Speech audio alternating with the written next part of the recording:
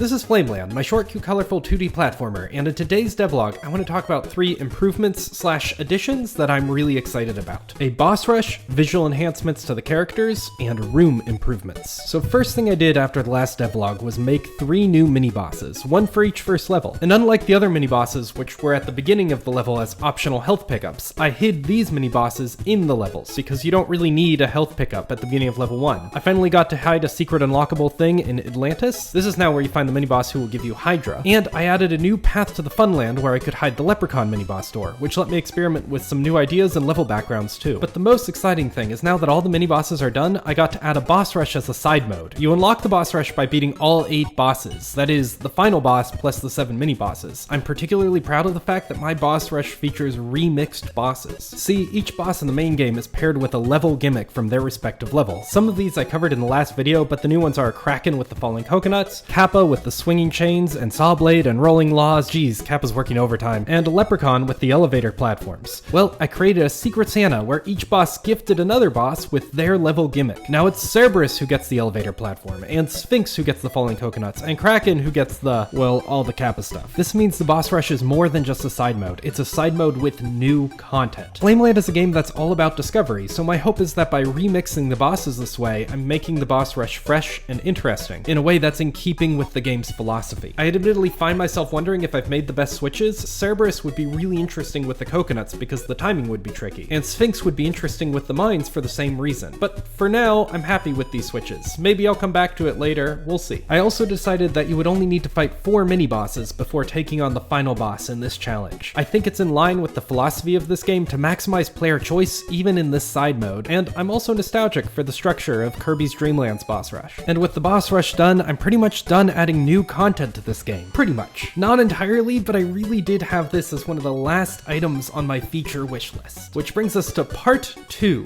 visual enhancements. First, I added outlines to a bunch of the characters. A lot of the earlier character designs didn't have outlines, but the later ones nearly universally did, and all the enemies have outlines. I didn't really notice until I saw another game getting bashed for inconsistent art style, and when I looked at my game, oh. And while I was at it, Smoke, who is meant to be made of rock with lava peeking through, looked like he had chickenpox. And why is the horn going backwards on the sprite but forwards on the portrait art? Well, I tried some stuff, like making the lava crack through rather than speckle through, and making the horn go the right way, and finally reducing it down to 1 lava crack because there wasn't really space. And voila! I kinda love this. I also made it so the crack opens when he's falling, which I thought was kind of fun, but might be confusing. I don't know. Let me know what you think. Freeze was tricky because I'm trying to adhere loosely to an NES look. I mean, I use semi-transparencies and whatever colors I want, but I try to limit my background palette to 12 plus 1 colors, and I try to limit my sprites to 3 colors each. I think the white of the eyes and the blue of the wings are both essential to this design, so I debated breaking my own rules and making an outline with a 4th color, like black. But ultimately I decided that if I darkened the wings enough, the wing color could double as an outline color. And the outlines meant Wave finally got his characteristic deep blue back. The game's art style is vibrant, but I had dulled Wave's blues so that he wouldn't blend in with the water or bubble shield. But with an outline, he can be as blue as I want. Buzz, Racer, and Varicellin look pretty much the same, but Loon was a bit trickier. But even the ones where the change was minimal to the design, I still think look way better with an outline. And it's amazing making these changes so late in the game how pervasive the old sprites were. I had to change them in the Dragon Log and the Dojo and the start game screen and the character wheel heads and the intro cutscene. I even found an old version of Snow sprites there after how many months now? And the outro cutscene and the discarded dragon prompt and the storybook from the cafe and the shadow versions and the flipped versions and maybe more I've now forgotten? Hopefully I stamped out all the old versions now though. And now I'm totally happy with all my character, I still can't figure out Chupacabra's horns. But another visual change, and maybe even more important, I added a visual cue for when you run out of power. Basically, the colors of your character pale. I love when video games add status cues to the characters themselves,